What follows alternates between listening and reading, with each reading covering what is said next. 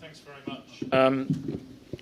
I thought I would start, because it is getting late into the afternoon, with a little bit of audience interaction. And I pose this question to you. Imagine that you're 55. For some of us, that's much easier than others. But imagine you're 55. What would you go for? And I want you to put your hand up for one of these options. Would you go for a fecal occult blood test, a fecal immunochemical test, flexible sigmoidoscopy? You can see the list there. So let's start. Who's going to go with a fecal occult blood test? Any takers? You're 55. You want to get yourself screened. No takers. Fecal immunochemical test? No takers. Flexible sigmoidoscopy? No takers. Who doesn't believe in screening? Nobody. Who's going to have a colon capsule? There's one there. Okay. CT colonography? Who's going to go with the radiologists? No? Who's going to have a colonoscopy? All of you. My word. We're going to be busy. Okay. So the colonoscopy has it. Just to start with a few very basic facts about bowel cancer, which I think are very important. I mean, this is a really common disease, nearly 500,000 cases in Europe. It's now probably the second most commonly encountered cancer if we exclude skin cancer. And the lifetime risk for people in the Western world is about 1 in 20, with a slightly increased risk for men compared to women. We know there are some very simple lifestyle-related things that can be done to help prevent cancer. Stop smoking, keep your weight down, exercise regularly, don't drink to excess. And we advise specific dietary advice to increase the level of fibre in the diet, with now 7 portions of fruit or vegetables per day. So these are very simple primary care things that we can do. Now, we always hear about cancer affecting the young patient, but actually it's extremely rare in a young patient. Very tragic when it occurs, but it is actually very rare. Cancer of the colon is generally a disease of an older age group. 80% of all cancer occurs in the over 60s. It has this long pre-malignant phase, the colonic polyp, so we have this wonderful opportunity to find the polyp, remove the polyp, and prevent cancer from occurring. And we know that population screening works as long as we can be organised on a societal, on a population level to make this happen. And it needs to be available for everyone in those high-risk age group, and it can stop bowel cancer occurring and prevent death from bowel cancer, importantly. So what are the screening tests that we have available? Well, the problem that I'll come on to with colonoscopy is that it's extremely expensive. And can we seriously offer this to everybody? Is there enough GDP in each of our countries to be able to do this on a national scale? So the simpler tests are the fecal test, the fecal occult blood test, or the fecal immunochemical test. The fecal occult blood test has been around for a long time now. Basically, you get a little card which has 6 windows within it. Some stool is placed onto those cards. It's then sent back to the laboratory. Some reagent is placed on it, and if it changes colour, then there's evidence of blood in the stool. It's not specific for human blood, so there is a degree of false positivity, but it's simple, it's well tried, and there have now been 5 good quality randomised controlled trials which show a definite, small but definite reduction in colorectal cancer mortality over a long period of follow-up. Compliance with it is quite good, around about 50%. The new kid on the block is the fecal immunochemical test, which looks specifically for antibodies to globin, and it probably has increased sensitivity for advanced neoplasia in cancer compared to the fecal occult blood test. And compliance is better. It's actually an easier test for our patients to do. You just have a little device here which you put onto the stool, put it back into this container, and send it off. You don't need a longer or more elaborate process than that. The cost is slightly increased compared to a fecal occult blood test, but only slightly. And this is now recommended as the primary screening modality by the European Quality Guidelines for Colorectal Cancer Screening. Other options are to use invasive tests, flexible sigmoidoscopy or colonoscopy. And the advantage with these is that they can be used infrequently, perhaps only once in a patient's lifetime. And they have a high sensitivity for advanced neoplasia compared to the stool tests. For flexible sigmoidoscopy, there are 5 randomized controlled trials with those figures in terms of reduction of distal colorectal cancer incidence and about a 33% reduction of colorectal cancer overall and a 43% reduction in colorectal cancer mortality. Flexible sigmoidoscopy is just an examination of the rectum and the sigmoid. We don't try to get much higher into the colon. It's quick, it's easy, and it actually examines about 70%. It covers the area where 70% of all colonic polyps and cancers are located. And certainly in the studies, the compliance with this is quite good, between 50 and 60%. Colonoscopy, there is no randomized controlled trial of colonoscopy for screening, even though you've all voted to have one.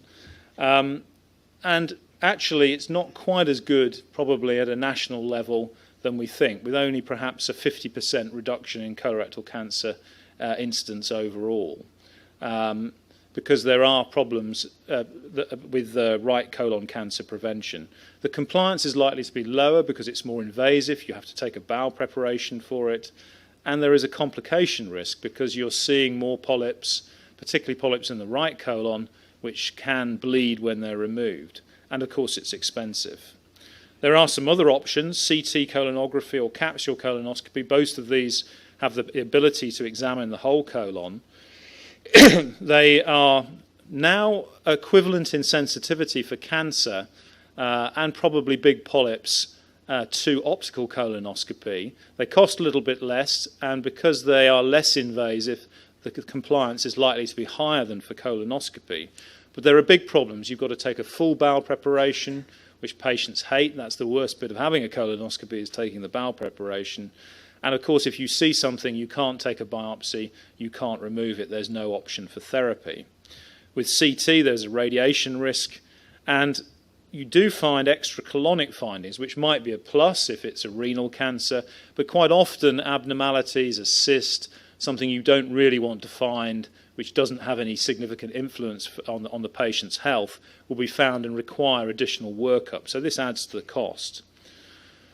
With the colon capsule, we have 2 optical windows now and increased frame rate so that it gives many pictures, but these pictures have to be looked at very carefully so that things are not missed.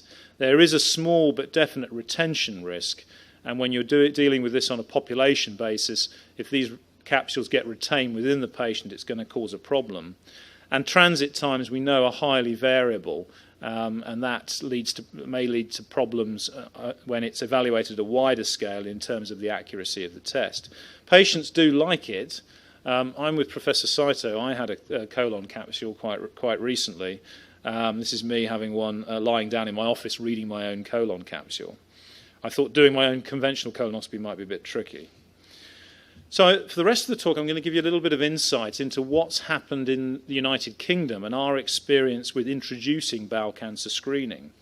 So here's a map of the United Kingdom. We've got Scotland at the top, Northern Ireland, Wales, and England. We're a population of about 60 million, and we have about 6 million people between the ages of 50 and 75. Some of you may have heard that there's going to be a special vote in September where our Scottish colleagues may well decide to go independent and become independent. So that would reduce our numbers needed to screen quite considerably, because then it would become their problem. But we're hoping that they won't vote for independence. But when you think about screening the entire population, you have to have something which is equitable. It's got to be logistically possible. It's got to be cost effective and, above all, safe for the patient. And whatever primary screening modality you choose, excuse me, we realise that if the test is positive, you're going to have a colonoscopy. And so colonoscopy is crucial. And back in 1999, we realised that we had a real significant problem with colonoscopy quality. And this is the British Society of Gastroenterology audit from 1999, which looked at nearly 10,000 colonoscopies in 3 different regions and showed really quite poor quality of colonoscopy. Low completion rates, There were deaths associated with colonoscopy. This was a very honest appraisal of the poor standard within our system. So this led to a cash injection from the government of £9 million to undergo improvements in training, and 3 national training centres and 7 regional training centres were introduced with the remit that you can see to develop and evaluate the training methodology, to train the trainers, and generally to reskill the workforce, and also to work out a really comprehensive quality assurance programme within our service, not just for the individual endoscopists, but for the endoscopy units that we were working within. And this led to the acceptance by the colonoscopy community that we required formal accreditation for colonoscopy to perform bowel cancer screening colonoscopies. This is very controversial, and as far as I'm aware, has not been introduced anywhere else in the world. A formal test, you have to show that you can perform a good quality colonoscopy to do colonoscopies within bowel cancer screening. So this process involved looking at your existing performance data. You have to do over 1,000 procedures, at least 150 per year, with a high cecal intubation rate and adenoma detection rate. And then you would sit at a formal assessment, which involved an MCQ assessment, followed by 2 observed colonoscopies by experienced colonoscopy trainers, who would then formally score your ability to perform that procedure using a DOPS tool, a direct observation of procedural skill tool, marking out all the specific competencies needed for a good quality colonoscopy. And then you'd either be accredited or not, as the case may be. And even once you're accredited within the bowel cancer screening programme, your performance data is very carefully scrutinised to make sure there isn't any fall in performance. The accreditation process so far, up to 2013, there have been 320 endoscopists who have sat the examination, and 76% passed first time, 85% on the second attempt. Those who failed tended to do so on poor insertion technique, inability to loop manage or to steer adequately, or through not looking adequately during the withdrawal process. But the results of this mean that when we look at the first 30,000 colonoscopies within bowel cancer screening, the quality of the colonoscopy has been exceptionally high. And this is very carefully, accurately collected data on all of these procedures. So completion rates way above 95%, in many centres above 98%. Adenoma detection rates over 40%, high polyp retrieval rates, and low complication rates, and importantly, high patient acceptability rates. So in 2006, we were ready, we had the skilled workforce, we were ready to start with screening, and we started with fecal occult blood testing because at that point in time, that was the only modality which really had a good evidence base behind it. So this was biannual fecal occult blood testing for patients between the ages of 60 and 74. If the fecal occult blood test was positive, they were called to a nurse-led specialist screening practitioner clinic where they would be seen by one of our specialist nurses, a history would be taken, and they would be offered a colonoscopy.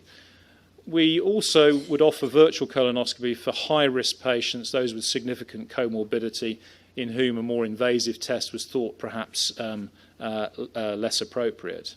If the fecal occult blood test is negative, they go back into screening and are reassessed 2 yearly. This is the fecal occult blood testing, with the reagent being put on and some positive results here. So with 6 spots, if they're negative, that's a normal examination. 5 or 6 spots positive, that's abnormal.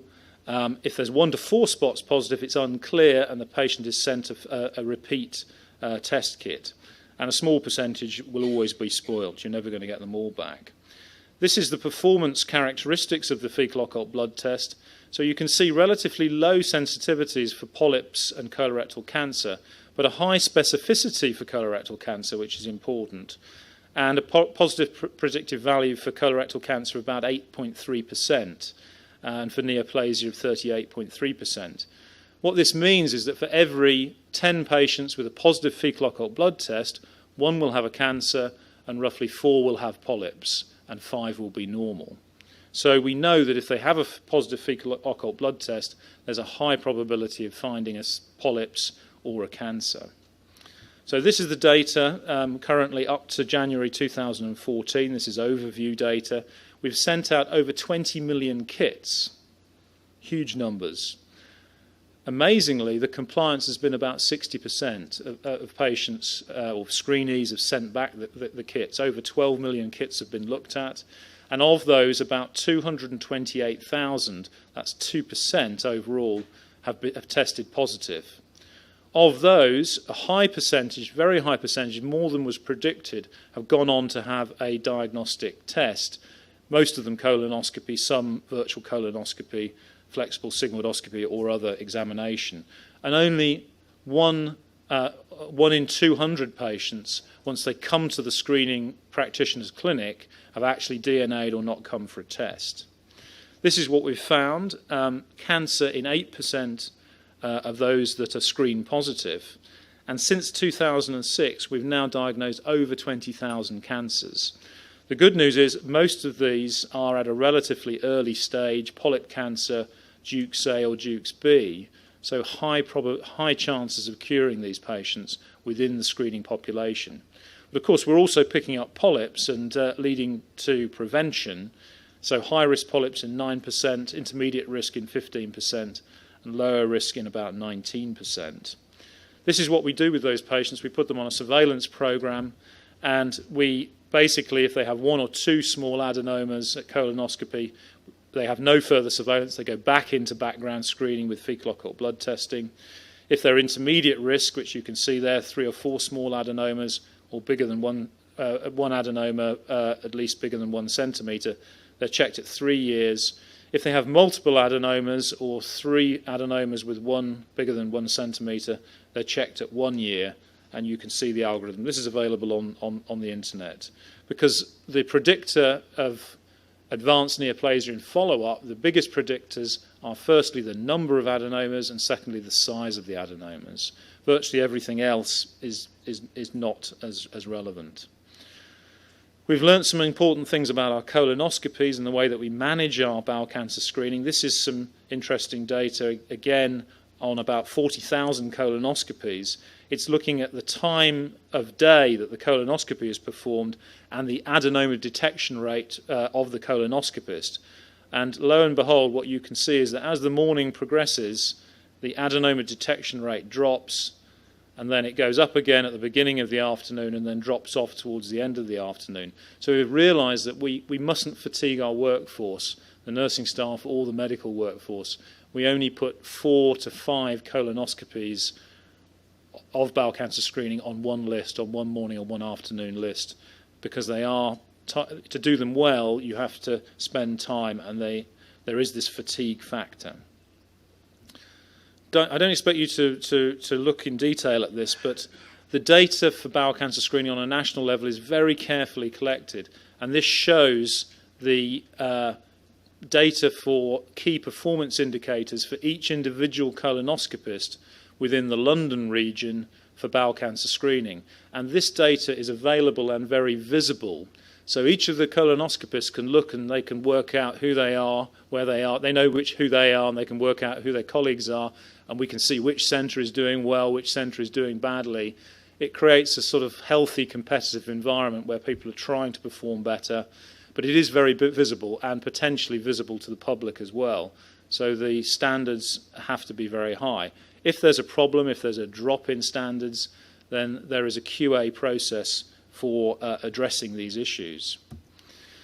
So we haven't finished with fecal occult blood testing. We also had a very large national trial looking at a one-off flexible sigmoidoscopy, 170,000 patient screenees or participants recruited to the trial, 11-year follow-up, and the people who had a flexible sigmoidoscopy showed a 50% reduction in distal colorectal cancer incidence and a 33% reduction in colorectal cancer overall, with a 43% reduction in colorectal cancer mortality. So this is a one-off flexible sigmoidoscopy between the ages of 55 and 60, showing it's a relatively simple intervention, showing a significant benefit in terms of a reduction of cancer incidence. So on the back of that, we've now introduced flexible sigmoidoscopy screening. This is being implemented and rolled out across the entire country. It has huge resource implications. So for my patch, which covers 1 million population, we have to perform an additional 9 flexible sigmoidoscopy lists, seeing 10 to 12 examinations per list. This generates about 3 additional colonoscopy lists, and there are big implications for expansion, for cleaning, for equipment. So the logistics of this are really, really quite significant. But for my trust, there's a big advantage in that they get a significant additional funding coming in to allow us to do this. And the QA process is very strict. If we started having a problem with our diagnostic weights or our emergency patients, screening would be stopped. We would be stopped from screening. We have to not only accommodate the increase with the screening, but also all of the diagnostic and emergency work which needs to be done as well. So there are some solutions to how we've done that. One is to work a 3-session week. So the endoscopy team has a morning, an afternoon and an evening. There are 3 sessions. We work weekends flexibly through the week, over the year. And we've needed a rapid expansion in our endoscopy facilities, which is still ongoing. And we have nurse endoscopists, and most of the flexible sigmoidoscopies being done within the bowel cancer screening program are done by our nurse colleagues, and to a very high standard. This is a graph just showing the number of endoscopies that St Mark's Hospital, my hospital, do, and you can see since 2003 there's been this steady rise, and in 2014 we will go over 20,000 procedures. So endoscopy is continuing to expand. It's a great success story. It has the potential to really impact and reduce the appalling mortality and problems associated with colorectal cancer. But we need to keep this process going without exhausting the workforce in the process. So I'll leave you with a picture. This is our bowel cancer screening team at St Mark's, and it continues to expand and will do, I think, into the next 10 years. Thank you.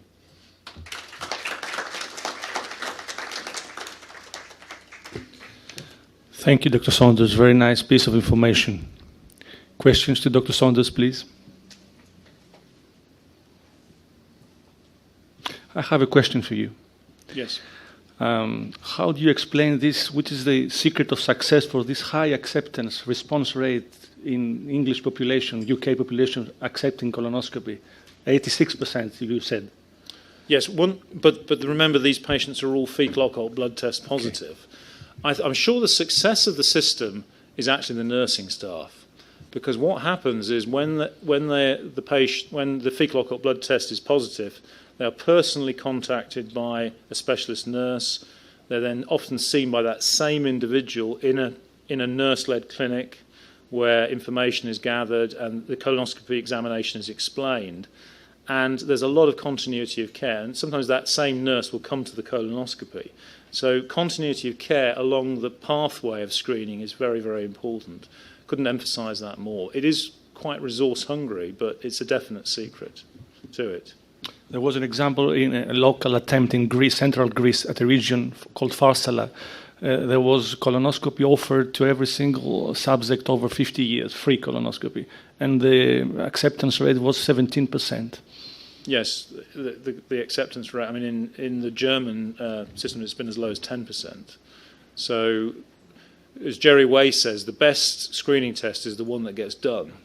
So, I think when we're looking at a population level, okay, colonoscopy by a very experienced colonoscopist might be the thing that we would all choose out of choice, but it's not realistic on a population basis. And would you prefer your colonoscopy done in a morning session or in an evening session? First on the list, whether it's morning or afternoon, I think is important.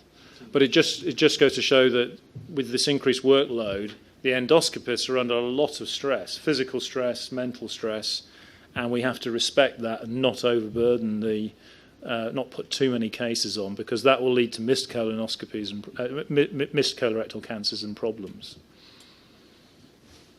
Just on that note, the quality assurance of colonoscopies in your data, you might have mentioned, I missed